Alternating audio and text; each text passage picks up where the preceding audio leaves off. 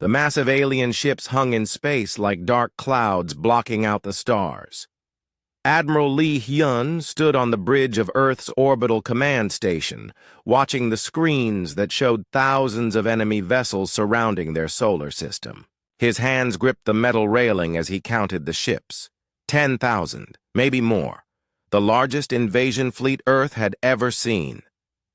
"Sir, they're sending another message," said Lieutenant Oh Hyejin from her communications station. Her voice was steady, but Lee Hyun could hear the fear underneath. "Put it through," he ordered. The main screen flickered to life, showing the face of an alien creature. Its skin was gray and covered in scales. 4 yellow eyes glowed with hatred. When it spoke, sharp teeth filled its mouth. "Humans of Earth," the creature said in perfect English. "I am Warlord Vexthul of the Great Kelthara Empire. Your pathetic species has defied us 8 times. 8 times you have refused our generous offer of slavery. This is your final chance. You have 72 hours to surrender completely. Accept our rule, or we will destroy every human in this system." The transmission ended. The bridge fell silent except for the quiet beeping of computers. Lee Hyun looked around at his crew. Young faces stared back at him, waiting for orders. Some looked scared, others looked angry. All of them looked determined. Dr. Park Soo-jin walked onto the bridge carrying a data pad. She was Earth's best military strategist, a woman who had studied every previous alien invasion. Her dark hair was pulled back in a tight ponytail, and her eyes showed the exhaustion of someone who had not slept in days. "Report," Lee Hyun said quietly. "The fleet is exactly what we expected," Park Soo-jin replied. "Same ship designs as the last invasion, but 10 times larger. They're using the same formation pattern, same weapons, same tactics." She paused and looked at the Admiral. "They think we haven't learned anything."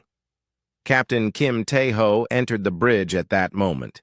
He was young for a ship captain, but he had earned his position by being the best pilot in Earth's Defense Force. His uniform was clean and pressed, but his face showed the stress of preparing for what might be humanity's final battle. "The prototype ships are ready, Admiral," Kim Tae-ho reported. "All crews are at their stations.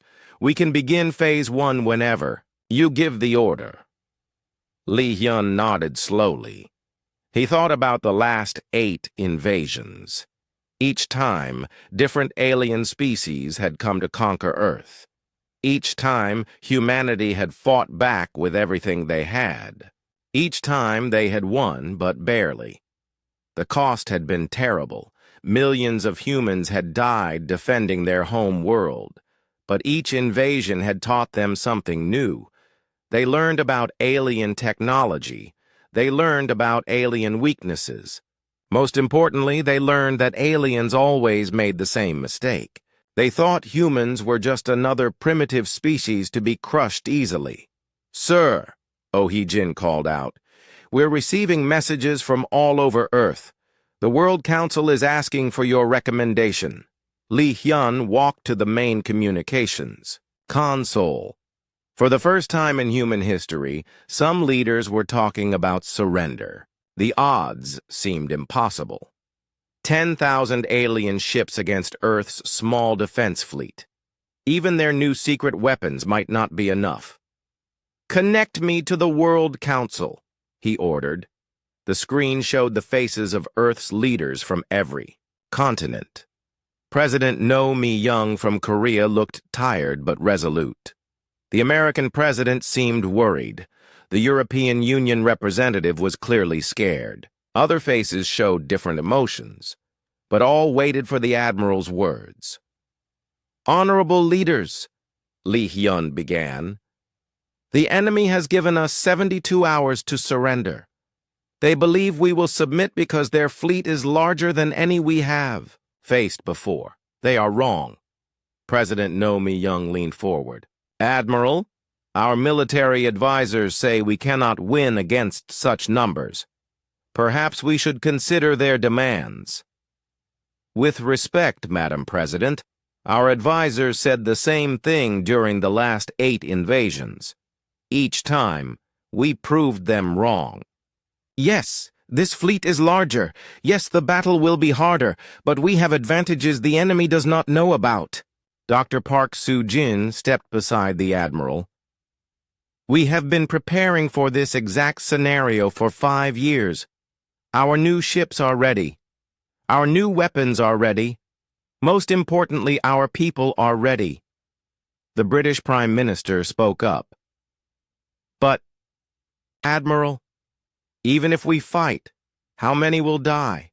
How many cities will burn? Perhaps slavery is better than extinction. Lee Hyun's eyes grew hard. No form of slavery is acceptable. Our ancestors fought against oppression on Earth. Now we fight against oppression from the stars. We are human beings. We do not kneel to anyone. Captain Kim Tae-ho moved to another console and began typing commands. Data appeared on the screen showing Earth's defensive preparations, hidden shipyards, secret weapon factories, training facilities, built deep underground. For 8 invasions, we reacted to alien attacks, Kim Tae-ho explained. This time, we are ready to act first. We have learned their patterns. We know their weaknesses. And we have built weapons specifically designed to exploit those weaknesses. Commander Choi Min-ho entered the bridge. He led Earth's Special Operations Forces, the soldiers who did the jobs too dangerous for regular troops. His face was painted with black camouflage, and his equipment looked strange and deadly. Admiral, my teams are in position, Choi Min-ho reported. The nanobots are loaded and ready for deployment. All boarding parties have practiced the new assault techniques. We can begin operations immediately. Lee Hyun looked back at the World Council leaders on the screen. Honored leaders, I understand your concerns, but surrender is not an option. These aliens do not negotiate. They do not show mercy. They enslave or destroy every species they encounter. If we surrender, humanity ends. If we fight, we might lose, but at least we die as free beings. Engineer Yoon Da-yoon approached with a tablet showing technical readouts.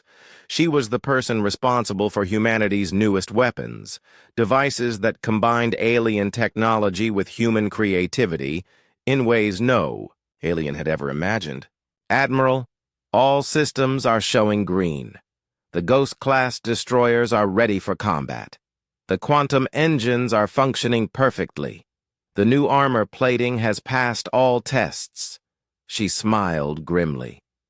The aliens are about to get a very big surprise. Kang Ji-woo came running onto the bridge. She commanded Earth's elite fighter squadrons, the pilots who would face the enemy in small, fast ships deep in space. Sir, my squadrons are ready to launch.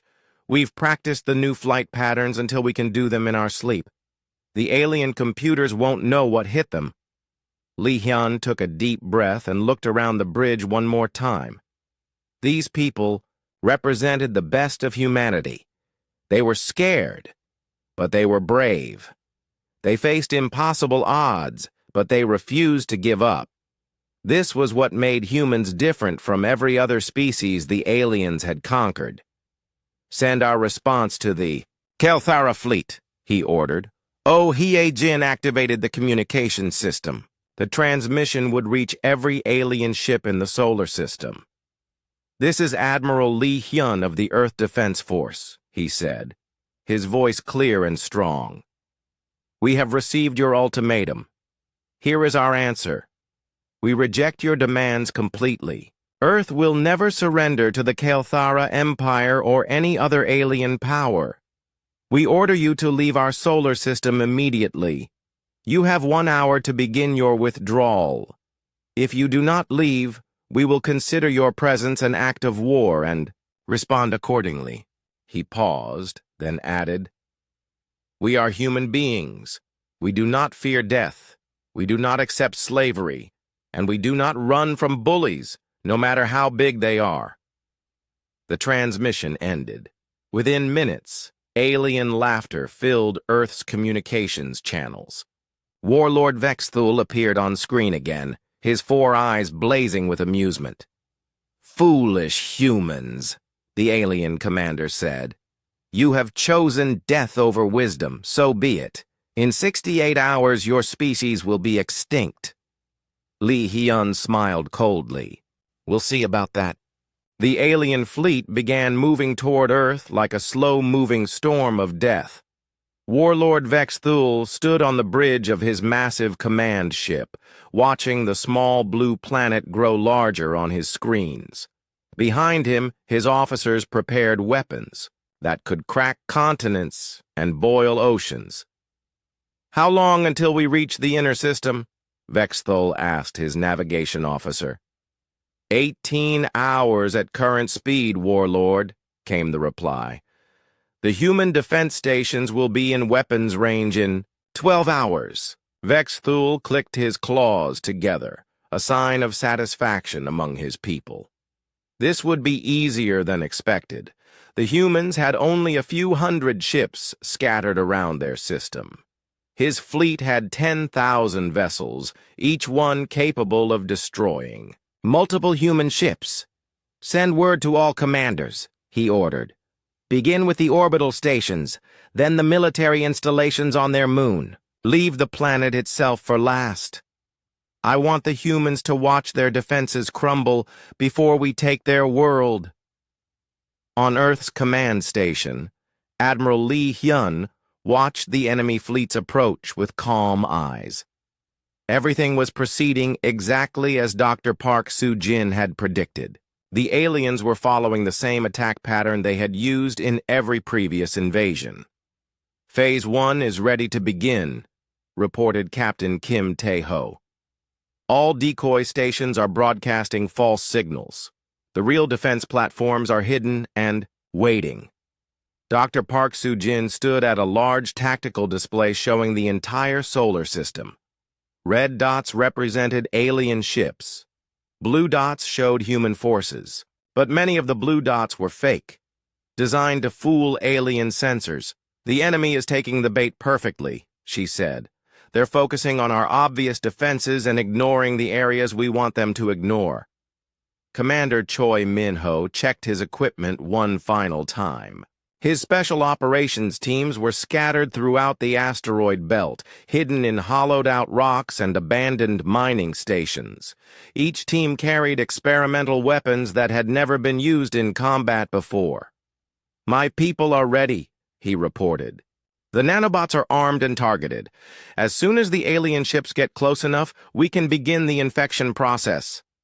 Engineer Yoon Da-eun monitored readings from humanity's secret shipyards. For 5 years, Earth's best engineers had worked in hidden facilities, building a new type of warship. These Ghost-class destroyers used technology that no alien had ever seen before. "All Ghost ships are powered up and ready," she announced. "Quantum engines are stable. Stealth systems are active. The enemy scanners should not be able to detect them until it's too late." Pilot Kang Ji-woo sat in the cockpit of her fighter, one of 50 similar craft hidden inside a fake asteroid. Her ship looked normal from the outside, but inside it contained human innovations that would surprise any alien pilot. "Fighter squadron standing by," she reported over the communication system. "We're ready to show these aliens some new dance moves." The hours passed slowly as the alien fleet approached Earth's outer defenses. Human civilians watched from their homes as news broadcasts showed the massive enemy ships growing larger in the sky. Some people prayed, others packed emergency supplies. Many simply held their families close and waited.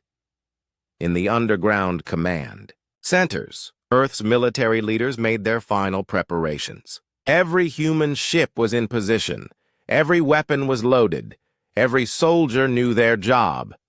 "Alien fleet entering weapons range of our outer stations. reported Lieutenant Oh Ye-jin.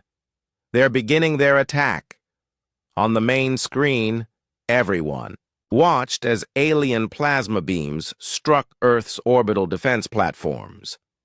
Bright explosions lit up space as the platforms were destroyed one by one. It looked like a massacre.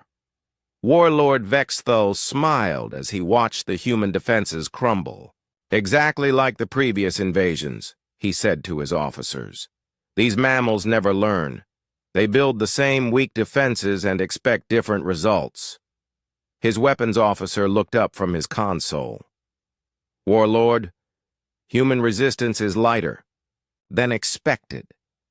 We're destroying their stations faster than our projections indicated."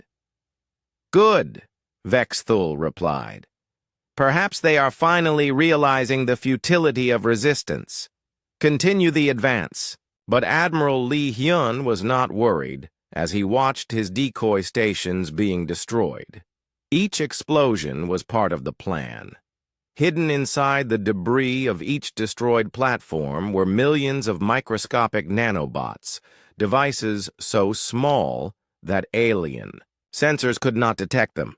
"Nanobots successfully deployed," reported Commander Choi Min-ho.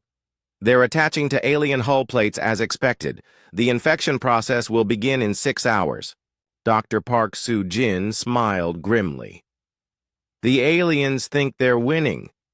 They have no idea they're flying into the biggest trap in human history." Captain Kim Tae-ho received a message on his private communication channel. The message came from deep space, from ships that were not supposed to exist. "Admiral," he said quietly, "Fleet Group 7 reports they are in position. All deep space assets are ready for Phase 3. Lee Hyun nodded. Phase 3 was the most ambitious part of their plan, something no alien would expect, because no species had ever attempted it before. As the alien fleet moved deeper into the solar system, they encountered more human defenses. Missile platforms launched their weapons, only to be destroyed by alien return fire. Human patrol ships fought bravely but were overwhelmed by superior numbers. To any observer, it looked like humanity was being crushed. "Their moon base is heavily defended," reported an alien tactical officer. "We're detecting weapon emplacements and shield generators." "Destroy them all," Vexthul ordered. "Leave nothing that could threaten our landing forces." The assault on humanity's lunar installations lasted 3 hours. Human defenders fought desperately, but they could not stop the overwhelming alien firepower. Base after base fell silent as the enemy bombardment continued. Engineer Yoon Da-yoon watched the destruction with sad eyes. Many of those bases contained her friends and colleagues, but she knew their sacrifice was not in vain.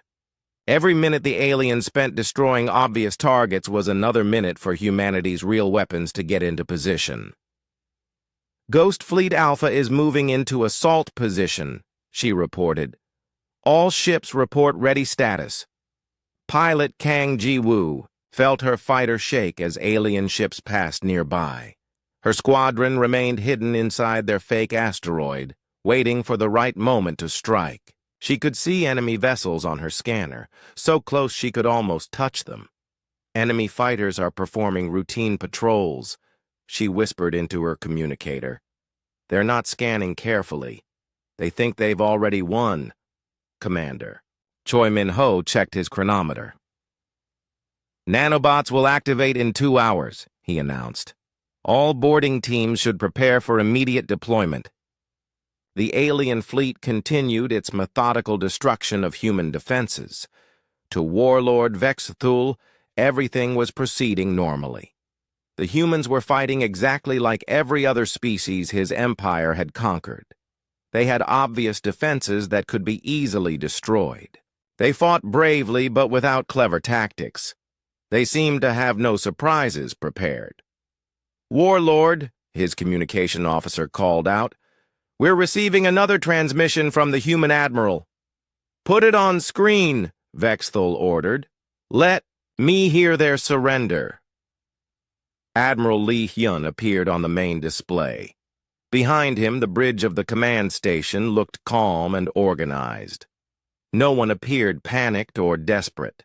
Warlord Vexthul, Lee Hyun said in a steady voice, I am speaking to you one final time. You have destroyed our outer defenses. You have killed many of our people. But you still have a chance to leave our system with most of your fleet intact. Vexthul laughed, a harsh sound that filled his bridge. Surrender now, human, and I will allow 10% of your species to live as slaves. I'm not offering surrender, Lee Hyun replied calmly. I'm offering you mercy. In 1 hour, you will understand why 8 previous invasion fleets failed to conquer Earth. In 1 hour, you will learn that humanity is not like the other species you have enslaved. The transmission ended. Vexthul stared at the blank screen with confusion.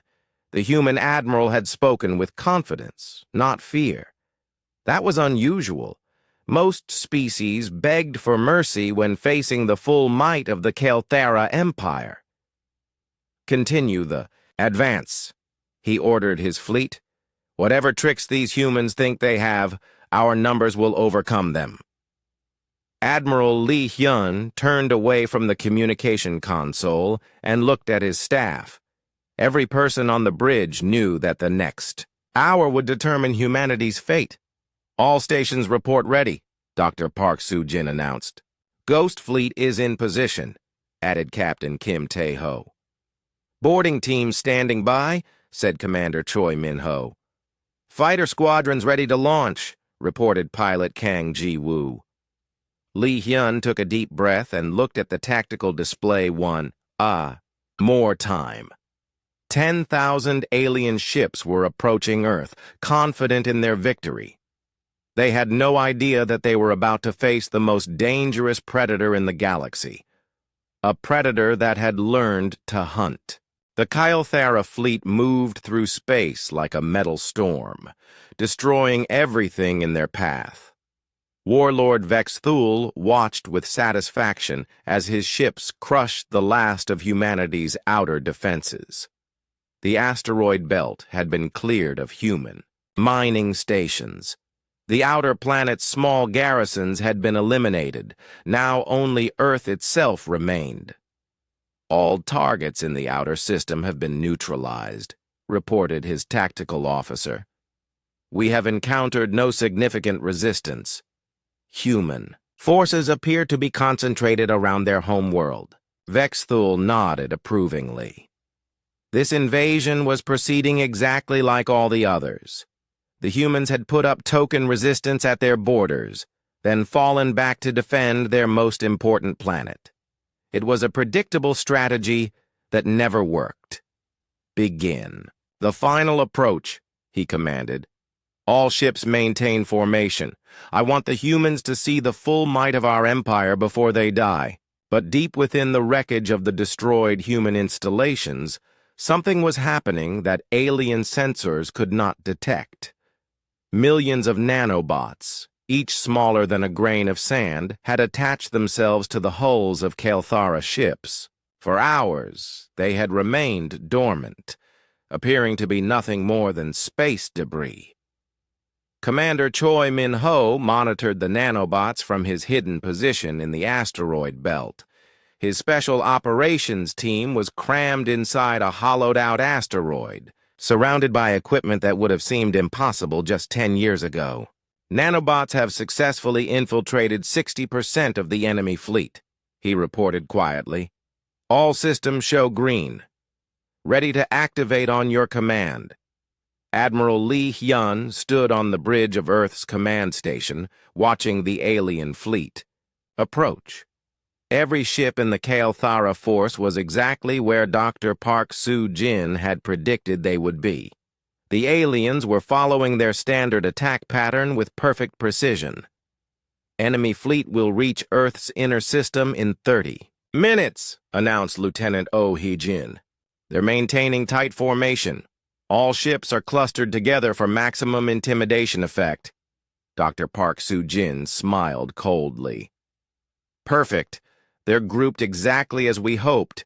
When we activate the nanobots, they'll interfere with each other's sensors and weapons targeting.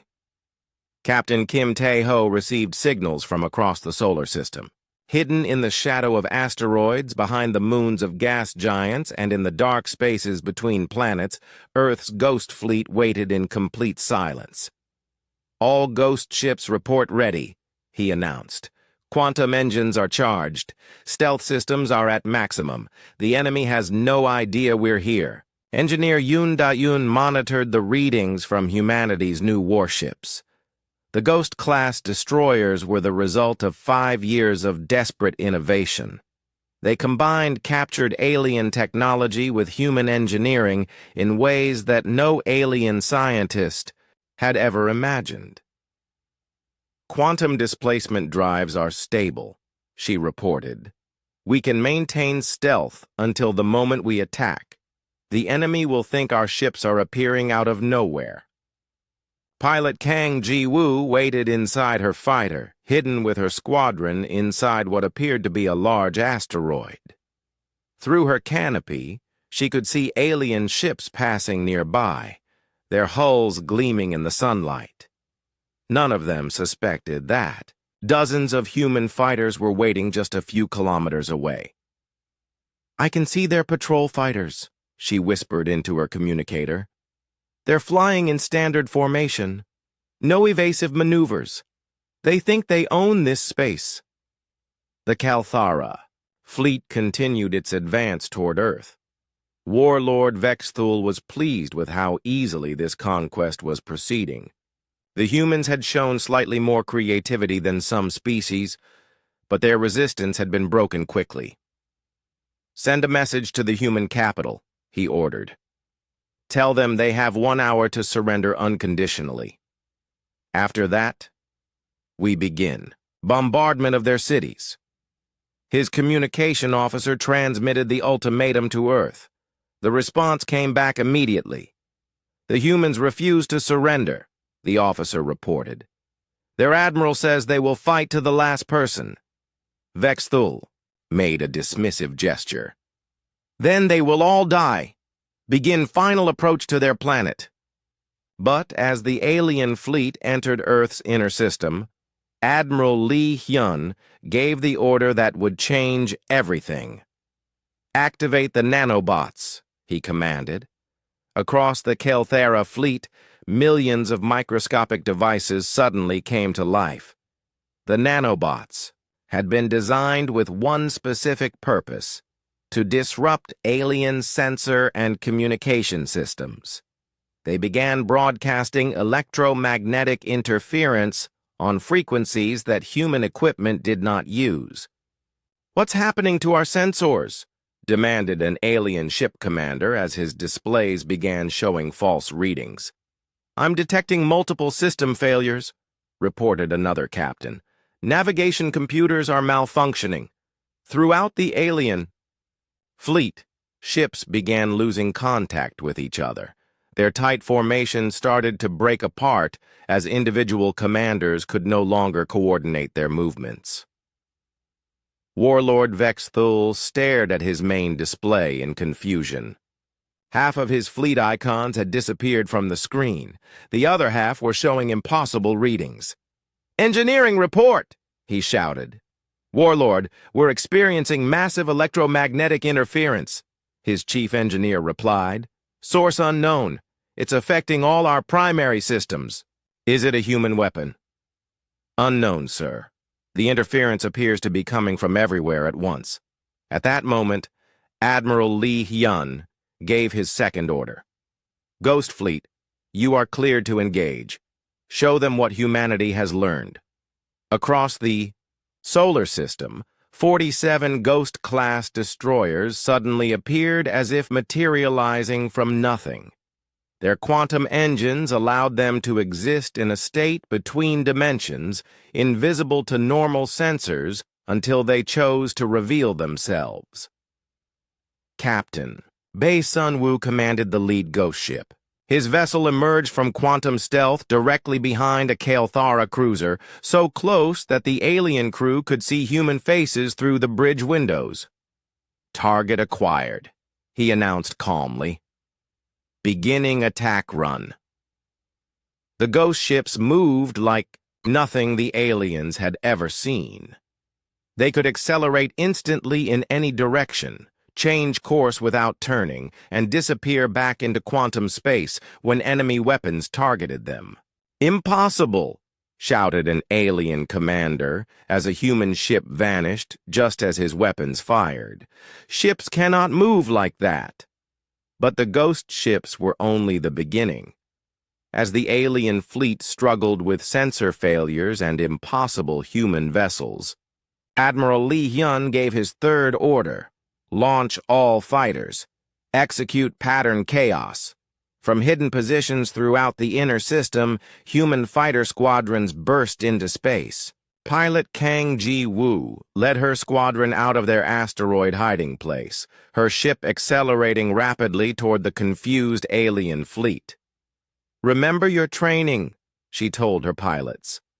"Fly like humans, not like computers. Make them guess what you're going to do next." The human fighters attacked using flight patterns that alien computers could not predict. They flew in spirals, loops, and impossible curves that defied tactical algorithms. Where alien fighters moved in precise formations, human fighters swarmed like angry insects. "I cannot target them," complained an alien pilot as a human fighter spiraled around his ship in a pattern that made no mathematical sense. "Their flight path is completely random." Lieutenant Oh Hyojin monitored alien communications from Earth's command station. The enemy radio channels were filled with confusion and panic. "Alien commanders are losing contact with their squadrons," she reported. "Their formation is breaking apart. Many ships are trying to retreat to a safe distance." Dr. Park Soo-jin watched the tactical display with grim satisfaction. Red enemy icons were scattered across the screen, no longer moving in coordinated groups. Many were heading away from Earth at maximum speed. "The nanobots are working perfectly," she announced. "Enemy coordination is completely disrupted. They can't tell friend from foe." Commander Choi Min-ho prepared for the next phase of the operation. His boarding teams were equipped with experimental equipment designed specifically for fighting inside alien ships. "Boarding parties standing by," he reported, "ready to begin seizure operations." But Warlord Vex Thule was not ready to admit defeat. Despite the chaos affecting his fleet, he still had thousands of ships and millions of warriors.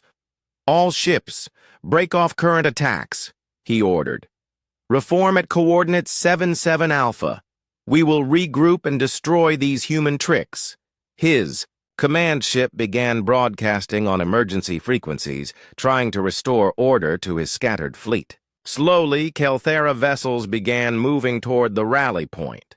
Admiral Lee Hyun watched the alien fleet's attempted regrouping with calm eyes. Everything was proceeding exactly as planned.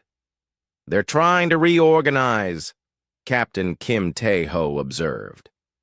"Let them," Lee Hyun replied. "It will make Phase 2 even more effective." Engineer Yoon Da-yoon checked her readings and smiled. "Ghost ships are performing perfectly. No battle damage reported.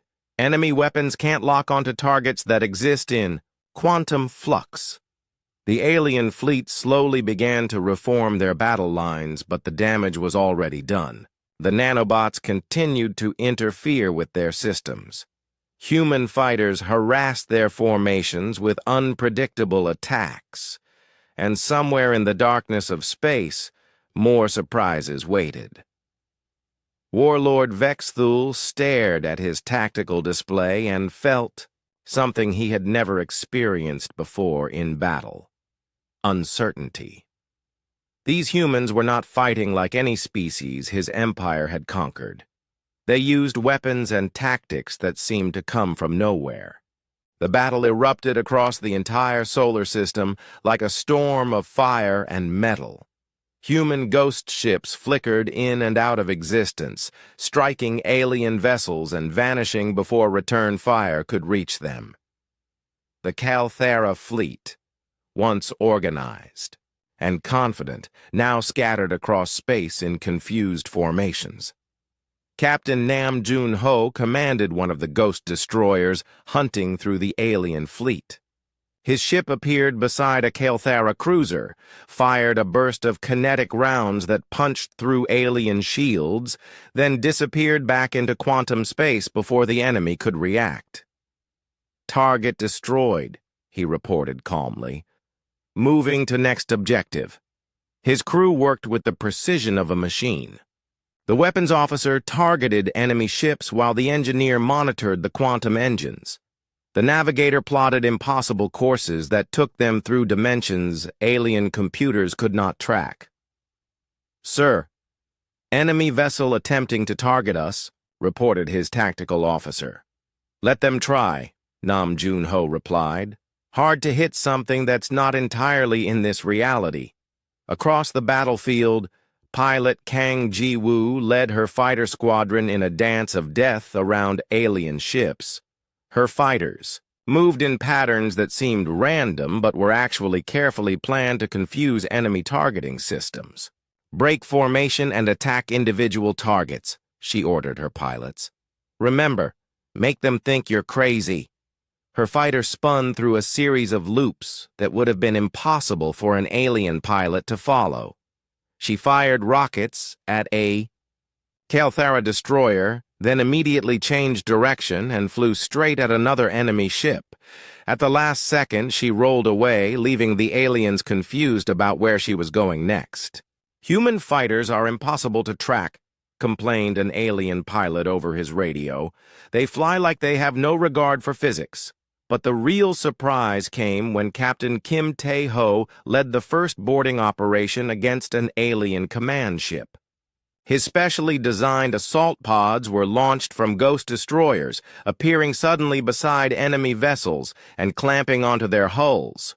"Boarding pods attached," reported Sergeant Lee Ha-young from inside one of the pods. "Beginning hull breach." The pods used shaped charges to cut through alien armor plating. Within seconds, holes appeared in the sides of Calthera ships.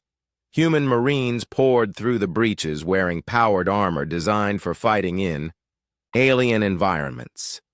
The Calthera crew of the targeted ship had never experienced anything like it. Most species they conquered fought ship-to-ship battles. Very few attempted to board enemy vessels. None had ever succeeded. "Intruders on Deck 7, shouted an alien security officer. "They're using weapons we've never seen before," the human. Marines carried firearms that shot solid metal bullets instead of energy beams. The kinetic rounds punched through alien personal shields that were designed to stop plasma weapons. They also carried explosive charges that worked differently from standard alien ordnance. Sergeant Lee Ha-young led her squad through the narrow corridors of the alien ship. The passages were designed for creatures with different body shapes than humans, but her team had trained for this. They moved quickly and efficiently, clearing each room with practiced skill. "Resistance is lighter than expected," she reported. "Alien personal weapons are not effective against our armor." The Calthera had never faced human soldiers in close combat. Their warriors were trained to fight other aliens who used similar tactics and weapons. Humans fought differently. They were more aggressive, more adaptable, and more willing to take risks. Major Song Ki-tae coordinated the boarding operations from his command ship. His tactical display showed dozens of alien vessels being infiltrated simultaneously. Each boarding party had specific objectives: capture the bridge, disable weapons systems, or seize the engine room. "Boarding Team Alpha has secured the bridge of Target 7, he announced. Team Beta has disabled the weapons on Target 12. Team Gamma is moving to capture the engineering section of Target 18. But the most ambitious operation was being led by Captain Kim Tae-ho himself. His target was Warlord Vex Thul's command ship, the largest vessel in the alien fleet. Approaching the flagship, Kim Tae-ho reported as his assault pod accelerated toward the massive enemy ship. Defensive fire is heavy, but we're too small and fast for their main guns. His pod dodged between the huge weapons that were designed to destroy other capital ships. The alien gunners tried to track the small human craft, but it moved too quickly and unpredictably. "Impact in 10 seconds, announced his pilot. "Hold on, this is going to be rough." The pod slammed into the side of the command ship and immediately began cutting through the armor. Within moments, Kim Tae-ho and his elite team were inside the enemy flagship. "Breach successful," he reported. "Beginning advance to the bridge." Inside the alien command ship, Warlord Vex Thul watched his fleet being torn apart by impossible human tactics. His ships were being boarded. His fighters were being outmaneuvered by pilots who seemed to ignore basic flight rules. His sensors were still disrupted by the strange interference.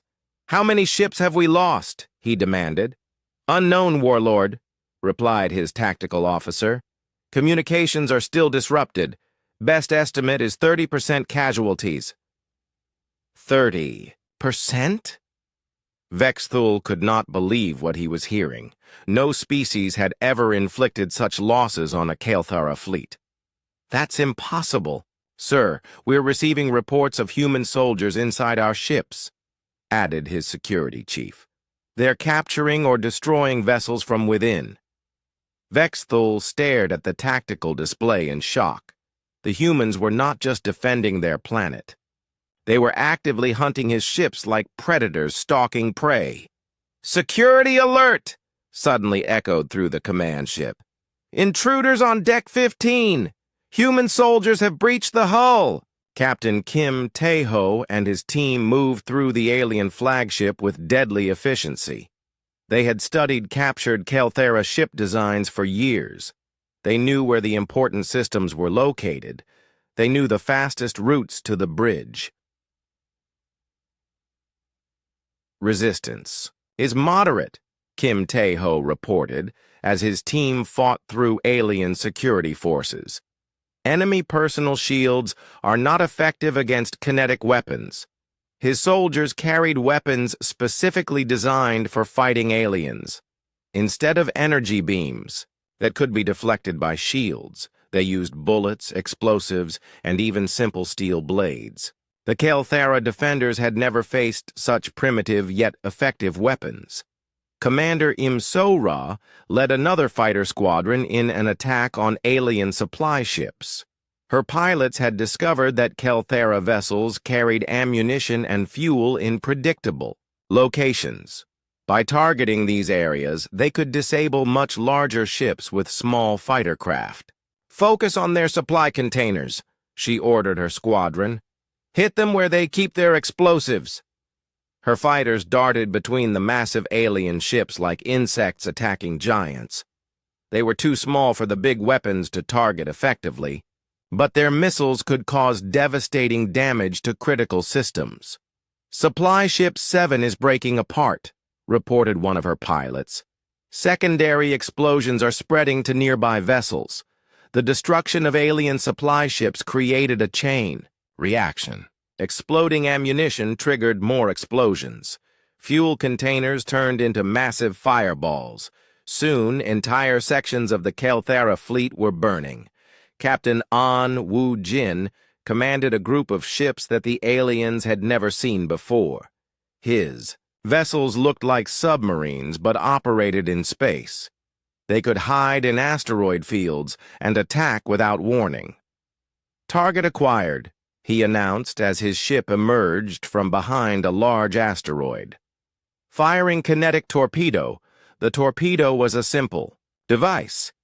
A large piece of metal accelerated to enormous speed. It carried no explosives or complex guidance systems. But when it hit an alien ship at high velocity, it caused devastating damage. "Direct hit on enemy cruiser," reported his weapons officer. "Target is breaking apart. Specialist Ko Min-ji operated from a hidden base in the asteroid belt. Her job was electronic warfare, disrupting alien communications and feeding false information to enemy computers. I'm feeding fake targeting data to their weapon systems," she reported. "Their computers think our ships are in completely different locations." The result was chaos throughout the alien fleet. Kael'thera ships fired at empty space while human vessels attacked from unexpected directions. The aliens could not coordinate their defense because they could not trust their own sensors. Back on the alien flagship, Captain Kim Tae-ho's team was fighting their way toward the bridge. They had disabled several key systems and captured important intelligence about Kael'thera military technology. "Bridge is heavily defended," reported one of his Marines. "Multiple security checkpoints with heavy weapons." "We don't need to capture it," Kim Tae-ho replied. "We just need to disable their command and control, plant the charges." His team began setting explosive devices throughout the command ship's critical systems. When detonated, the charges would cripple the vessel without necessarily destroying it completely. Admiral Lee Hyun watched the battle from Earth's command station with grim satisfaction. The alien fleet that had seemed so overwhelming just hours ago was now in full retreat. Many ships were fleeing toward the outer system. Others were dead in space, their crews captured or killed. "Casualty report," he requested. The Kael'thera fleet was dying. Ships that had conquered 100 worlds now burned in Earth's solar system, victims of human tactics no alien had ever imagined. Warlord Vex Thul stood on his damaged bridge, watching his empire's greatest fleet fall apart around him. "Casualty report," he demanded, though he dreaded the answer. 60% of our ships are destroyed, damaged, or captured," his tactical officer replied with a trembling voice. "Our formation is completely broken. Many commanders are requesting immediate withdrawal." Vex Thul could not believe what he was hearing. In 300 years of conquest, the Kael'thera Empire had never suffered such losses. These humans fought like nothing his species had ever encountered.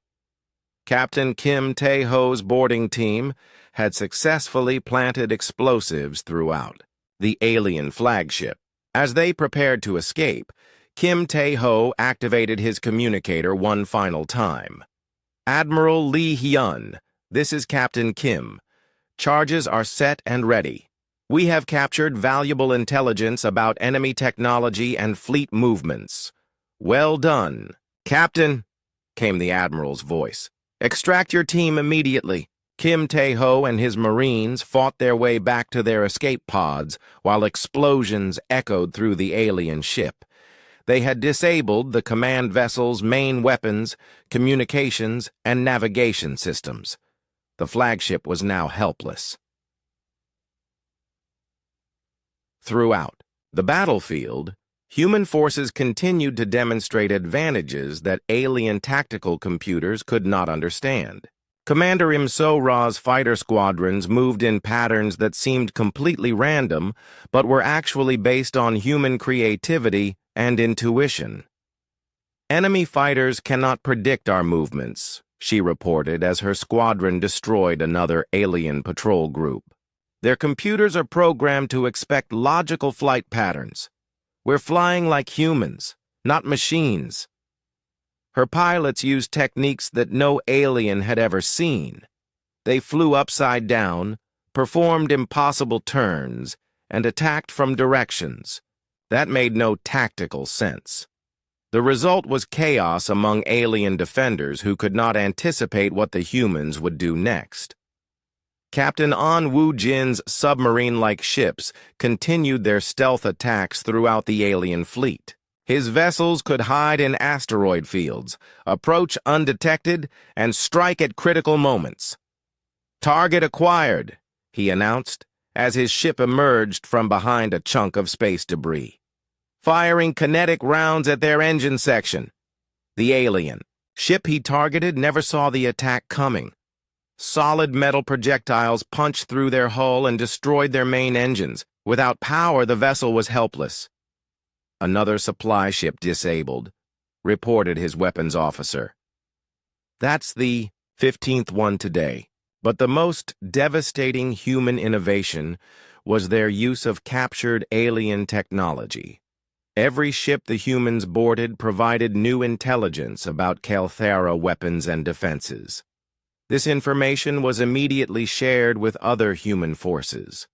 Specialist Ko Minji worked from her hidden base, analyzing captured alien data and finding new weaknesses to exploit.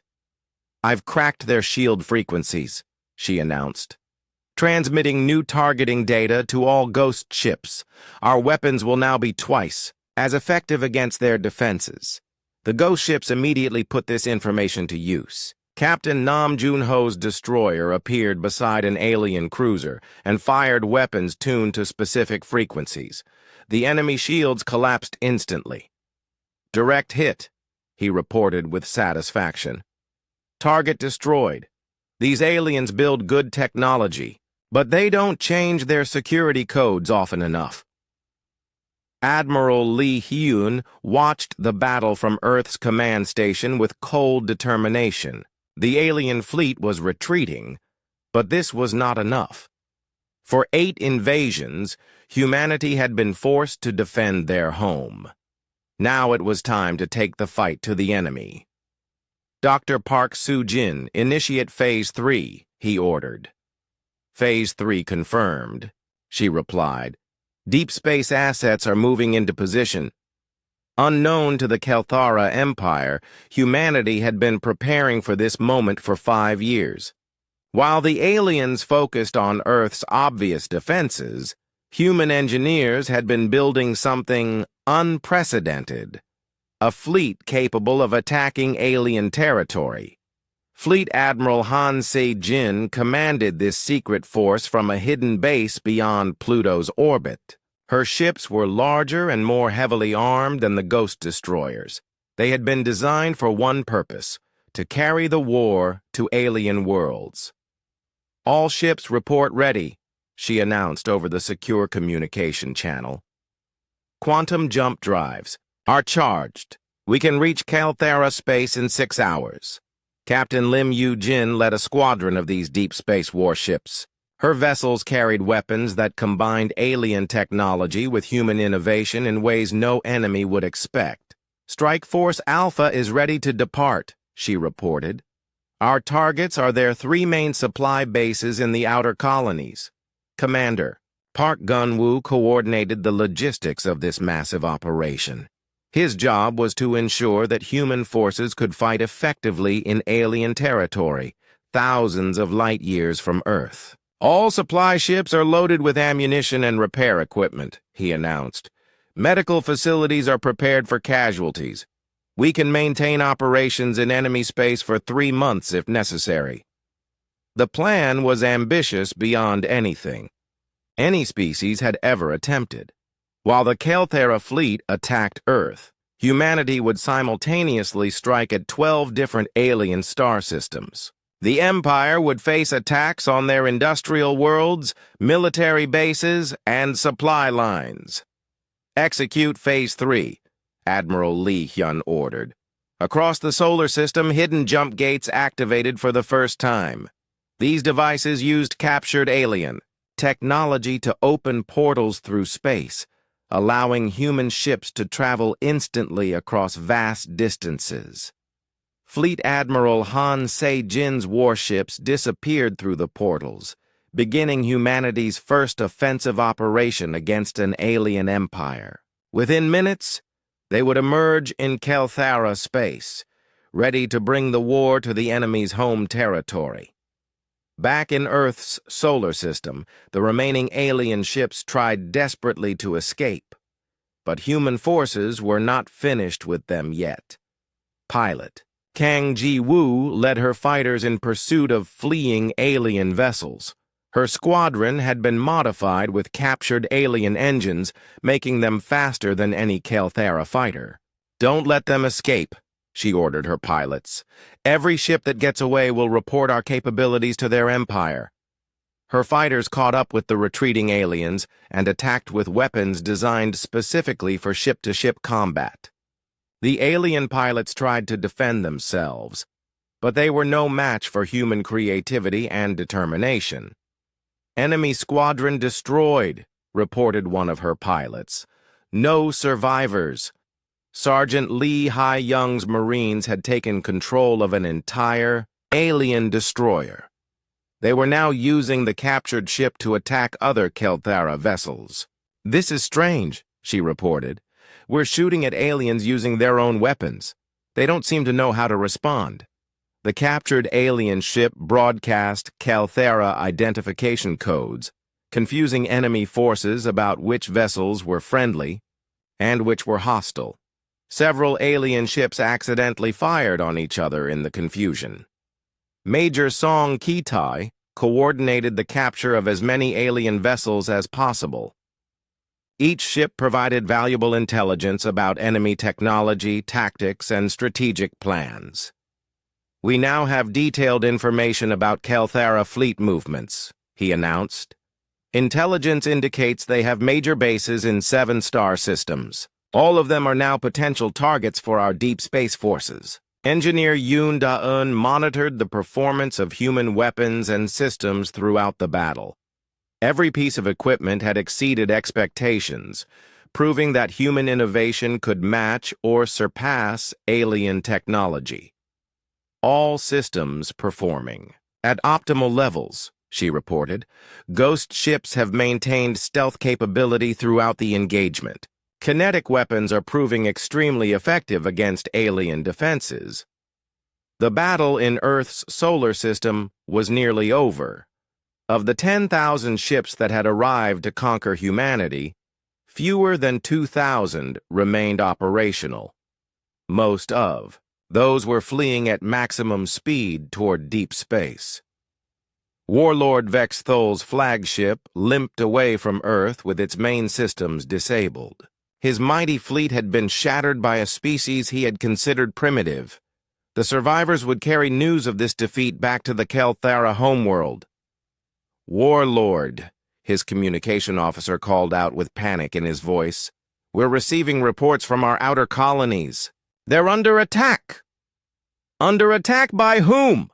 Vex Thul demanded. "Human forces, sir. They've somehow appeared simultaneously at multiple locations throughout our empire." Vex Thul stared at the tactical display in horror. The humans had not simply defended their world. They had launched a coordinated assault on Kelthera territory while his fleet was trapped at Earth. "How is this possible?" he whispered. Admiral Lee Han appeared on the communication screen, his face calm and determined. "Warlord Vex Thul," the human commander said quietly, "your empire made a mistake. You thought we were prey to be hunted. You were wrong. We are the hunters now." The transmission ended, leaving Vex Thul alone with the wreckage of his fleet and the terrible knowledge that the Kelthera Empire faced an enemy unlike any they had ever encountered. For the first time in 300 years, the hunters had become the hunted. The Kelthera High Command had never experienced fear like this before.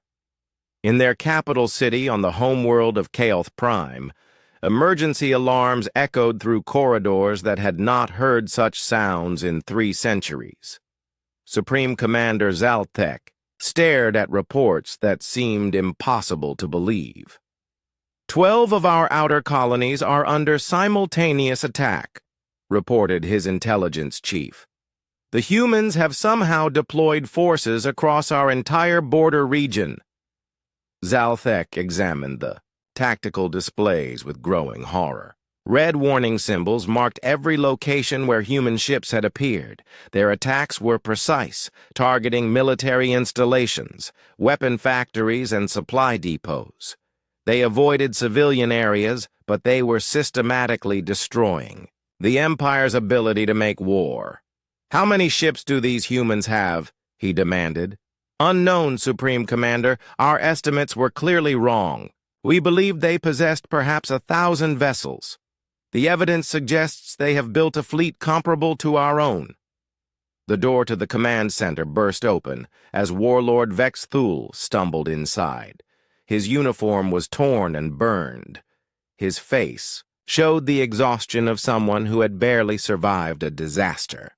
"Supreme Commander," Vex Thul said breathlessly, "I bring news from the Sol system." "Report," Zaltek ordered coldly.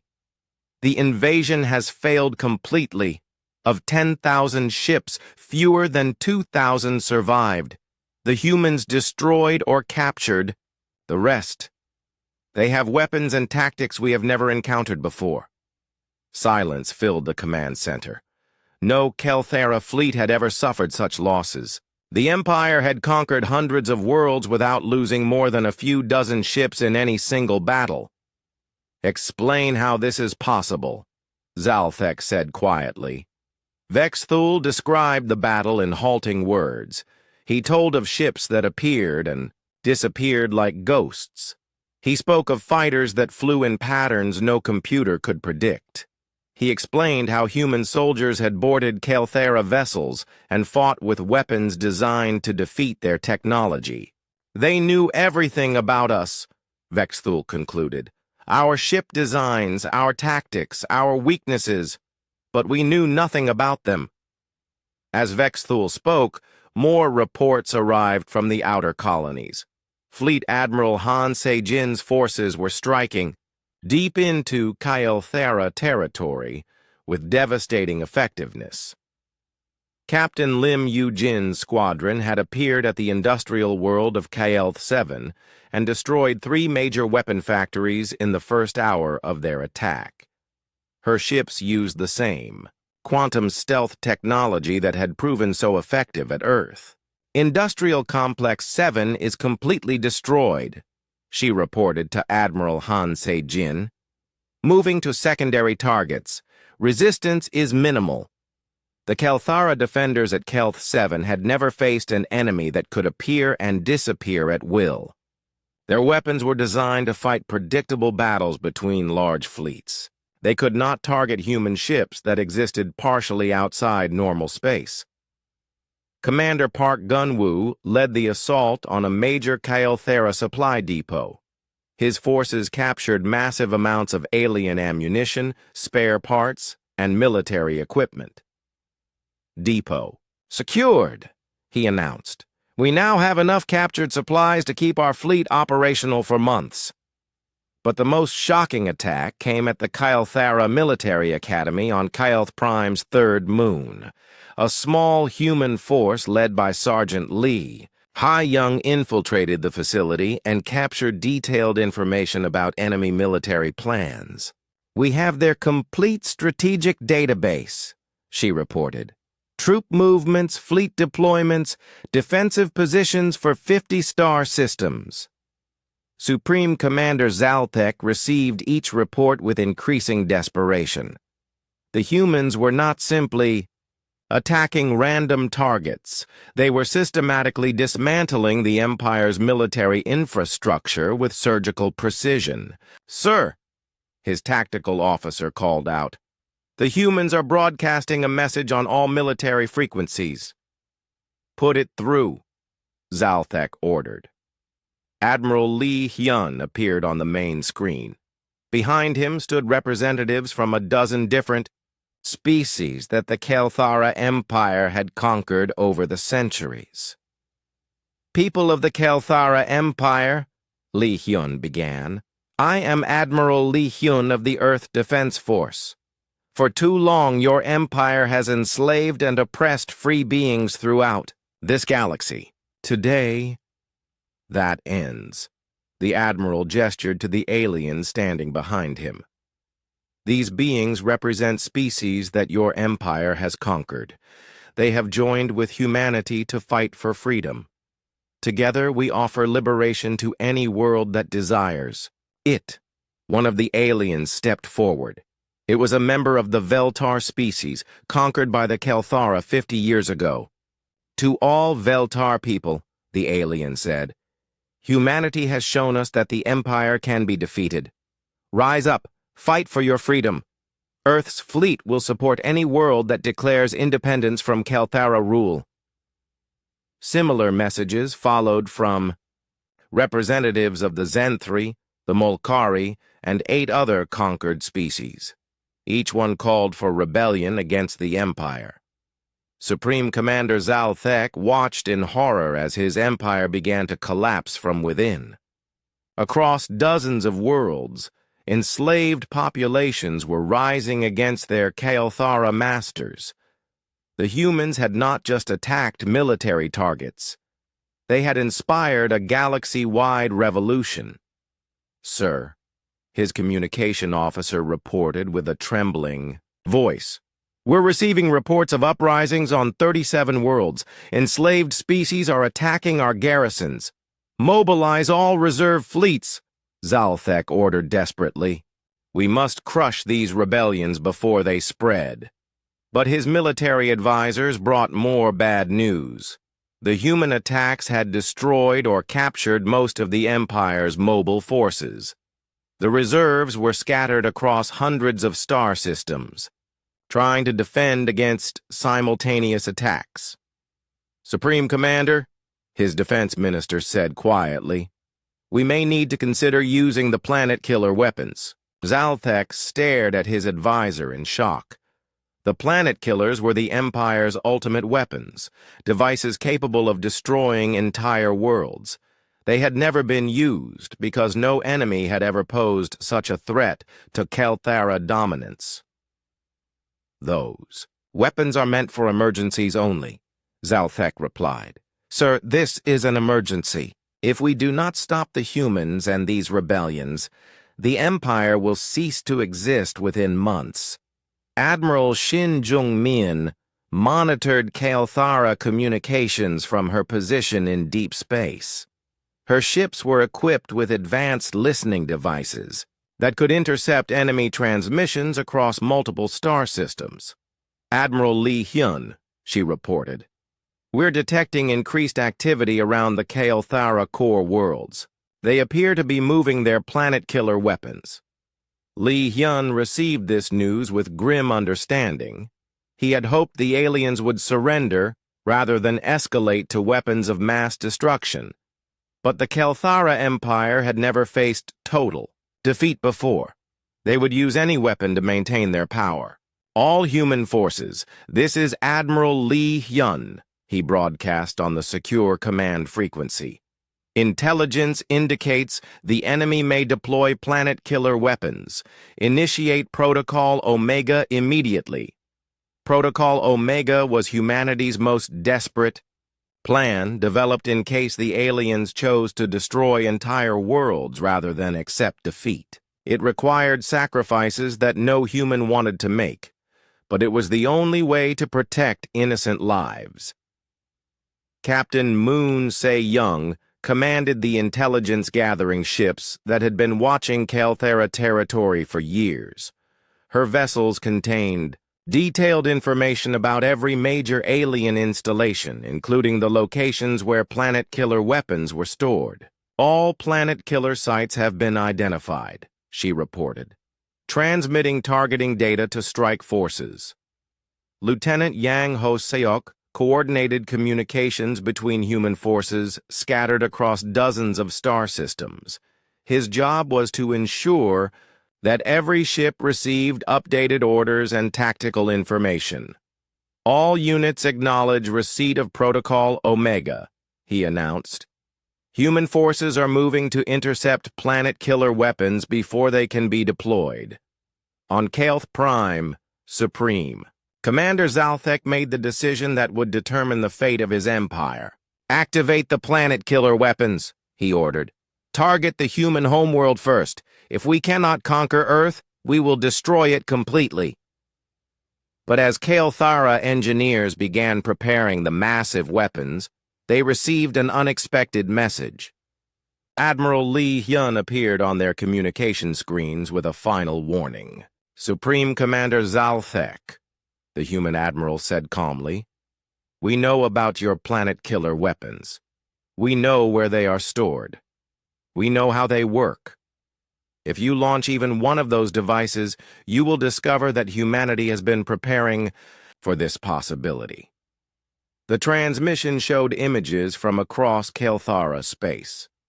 Human ships surrounded every planet-killer storage facility. More human forces were positioned near major Kael'thara cities and industrial centers. You have one choice, Li Hyun continued. Order your fleets to withdraw from all contested systems. Begin negotiations for the liberation of enslaved species. Or watch your empire burn as we destroy every military installation you possess. Zalthek stared at the screens in disbelief. Somehow, the humans had anticipated even this desperate measure. They had positioned forces to prevent the use of planet-killer weapons while threatening to destroy the Empire's ability to function. How long do we have to decide? He asked quietly. 1 hour, Li Hyun replied. After that, we begin the systematic destruction of your military capabilities. Choose wisely, Supreme. The hour passed like a century for Supreme Commander Zalthek. He sat in the Kael'thara High Command Center, surrounded by advisors who waited for his decision. Outside the windows, the capital city of Kelth Prime continued its normal activities, unaware that their empire faced total destruction. Supreme Commander, his military advisor said quietly, we must give the humans an answer. Zalthek looked at the tactical displays showing human forces positioned throughout Kael'thara space. In just a few hours, these mysterious humans had accomplished what no enemy had achieved in 3 centuries. They had brought the mighty Kael'thara Empire to its knees.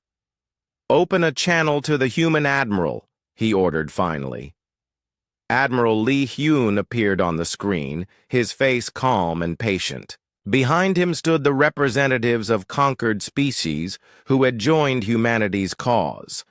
Supreme Commander, Li Hyun said respectfully, what is your decision? Zalthek took a deep breath. The words he was about to speak would change galactic history forever. The Kael'thara Empire refuses your ultimatum, he said slowly. We will not surrender our rightful dominion over inferior species. If you wish to destroy us, then try. Li Hyun's expression did not change, but something cold flickered in his eyes. Very well, the Admiral replied. You have chosen war over wisdom. So be it. The transmission ended. Within minutes, Admiral Li Hyun's voice echoed across every human ship in Kael'thara space. All forces, this is Admiral Li Hyun.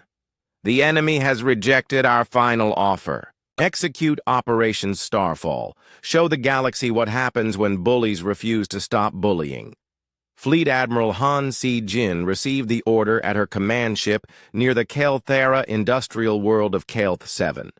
Her deep space fleet had been waiting for this moment.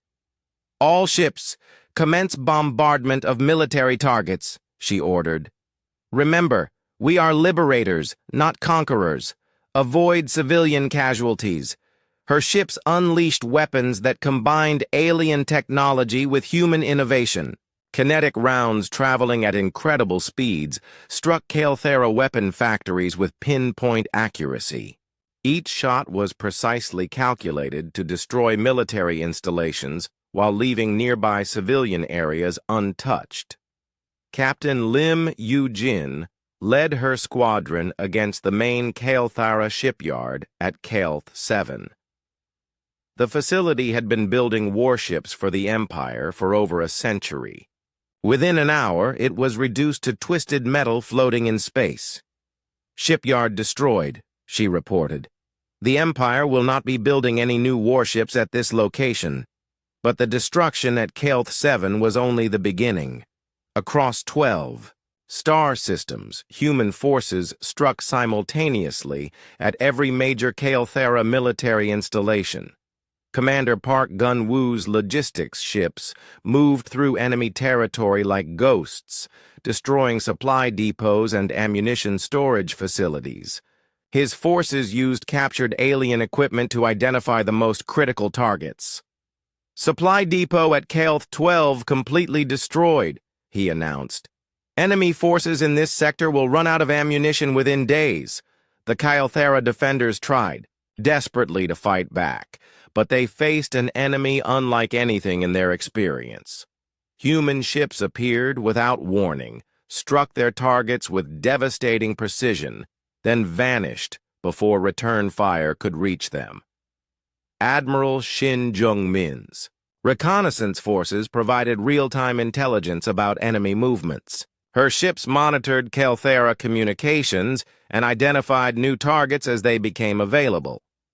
"Enemy fleet moving to reinforce Kael'th 9, she reported, transmitting intercept coordinates to Strike Force Delta. Captain Moon Se-young led the attack on Kael'th 9's orbital defense platforms.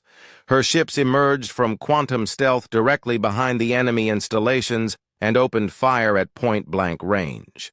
"Defense platforms eliminated," she announced. "The way is clear for ground operations." But the most devastating attack came at the Kael'thara Military Academy on Kael'th Prime's third moon. Sergeant Lee Hai-young led a force of human marines in Tiate, an assault that would cripple the Empire's ability to train new officers. "Academy secured," she reported as her soldiers captured the facility's main computers. "We now have complete records of their officer training programs and strategic doctrines." The information captured at the Academy revealed the locations of secret Kael'thera bases throughout the galaxy.